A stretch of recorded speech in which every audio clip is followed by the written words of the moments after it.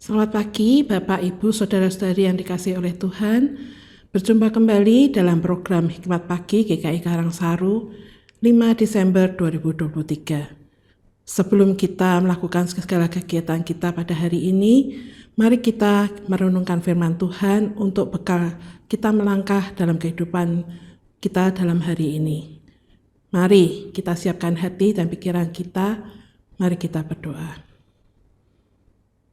Selamat pagi Bapak, kami mau bersyukur atas istirahat semalam dan kami masih diberi kesempatan bangun di pagi ini untuk berkarya.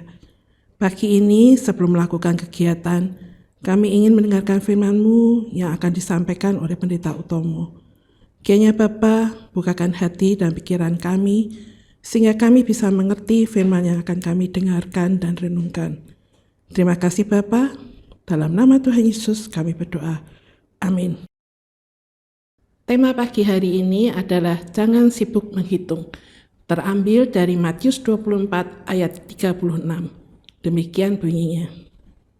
Tetapi tentang hari dan saat itu, tidak seorang pun yang tahu. Malaikat-malaikat di surga tidak, dan anak pun tidak, hanya Bapa sendiri. Demikian firman Tuhan, syukur kepada Allah. Selamat pagi saudara-saudara yang dikasihi Tuhan, kiranya hari ini kita terus bersemangat menjalani hari-hari kehidupan kita.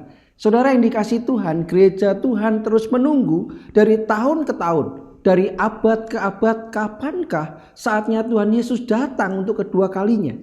Menunggu dalam kurun waktu yang demikian lama dan tidak ada kejelasan kapan saatnya tiba, rupanya membuat banyak orang percaya menjadi tidak nyaman, menjadi tidak sabar, menjadi bosan.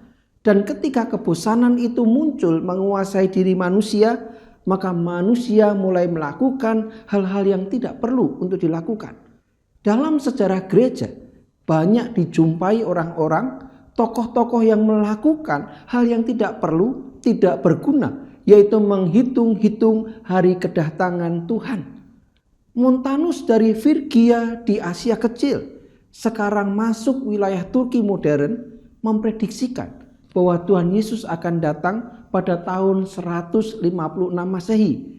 Ramalannya didukung oleh dua orang wanita yang saat itu dianggap sebagai nabiah karismatik bernama Priscilla dan Maximilla.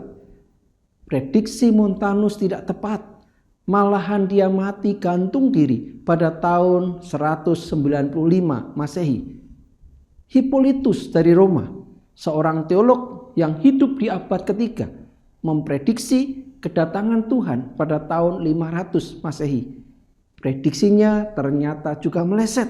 Sidang Okumene di Eropa tahun 999.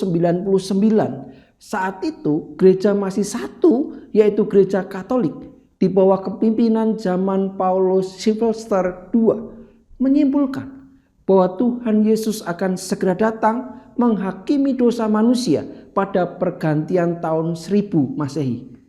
Saat itu hampir seluruh pimpinan gereja dan umat Kristen meyakini Tuhan Yesus akan datang pada pergantian tahun 999 menuju tahun 1000 Masehi. Apa yang terjadi pada malam pergantian tahun saat itu? Tidak terjadi apa-apa. Tuhan tidak datang seperti yang diperkirakan.